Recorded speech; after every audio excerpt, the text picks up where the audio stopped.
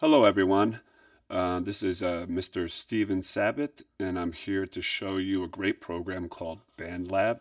It's a free online-based digital audio workstation that you can use by signing up with your school ID. So I used my school login to create an account. So I'm just going to sign in. There's also an app you can download for your iPhone, or you can check out if you have a Google phone, you can get it at Google Play. So I encourage you to use the program with your school issued laptop, as well as download it to your phone. So I'm going to log in using my school account.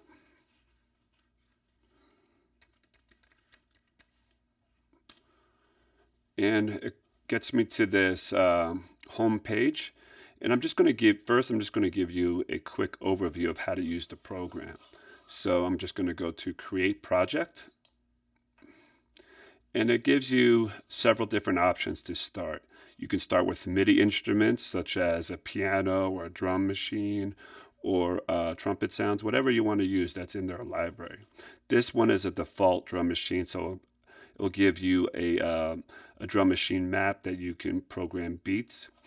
This is voice, so if you want to record your voice or acoustic guitar or any acoustic instrument, that works for that. There's also two settings here. If you have electric guitar and you want to plug in and create your own guitar sounds with it, you can with guitar and bass. There's also two other options down here. You can import audio or MIDI from another project that you've done and use it with BandLab, or you can browse their loops. And we'll cover all this in other videos. Right now, I'm just going to click a basic MIDI instrument. And what's great about this program is that you have a variety of instruments and sounds and tons of tools to work with. But first, we're just going to look up here up at the top. This is where you play your projects. Remember the red dot, this is where you start your recordings. This is when you play back your recordings. Right over here is to go to the beginning, and here is to go to the end.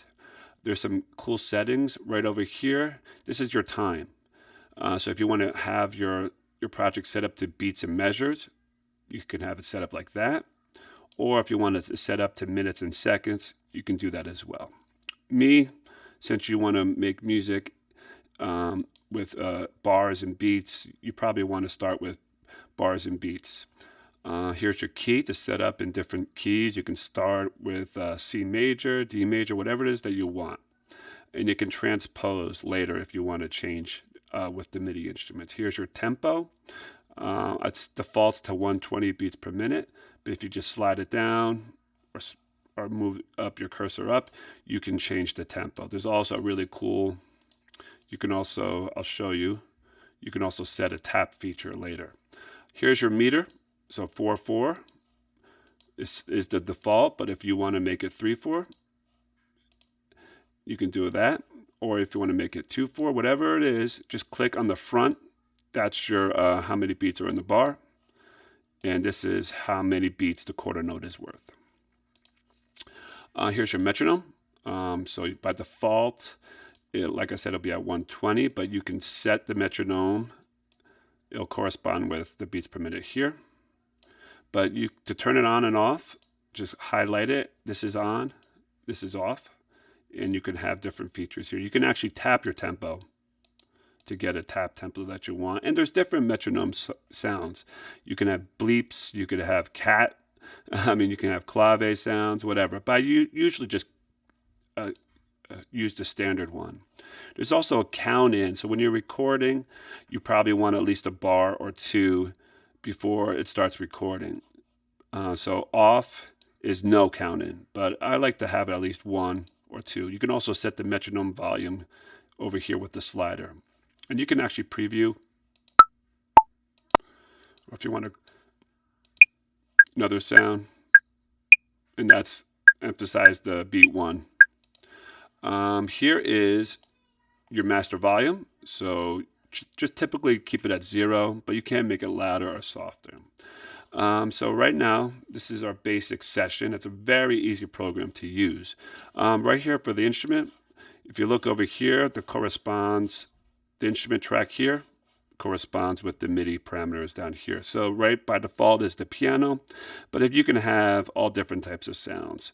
Here's the piano, and there is like a subgroup among the piano. So you have harpsichord, you have Rhodes, Fender Rhodes. And what's really cool is that if you do not have a MIDI controller, right here it says no MIDI device selected, but you can use your keyboard on your laptop. So right here, you can use the keypad on your computer instead if you don't have a default MIDI controller. So that's really cool about that. So this is a MIDI instrument, and you can also add audio tracks. So if you want to add, I can record my voice as I'm talking. As you can see, the indicator over here, check 1, check 2 is highlighted. And here is where your parameters. I'm using an Apollo device, so that's right over here as a Thunderbolt.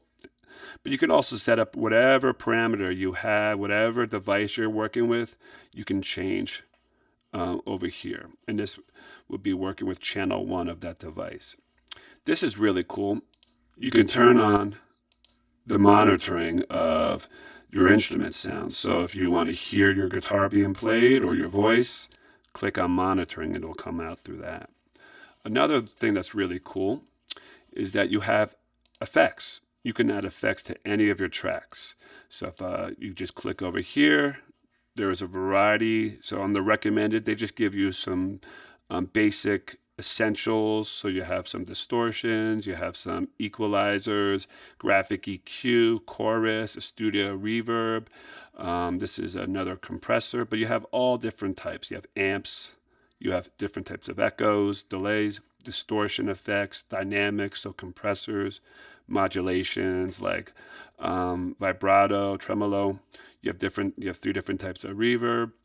You have some EQs and some utility parameters. Each track has some basic mixing functions. Here's your level. So this is how fast. Right over here is how loud you want your instrument to be. This dial over here is your panning knob. So this, if you want to make it sound hard left, you dial to the left. If you want to make it sound hard right, you bring it over to the right.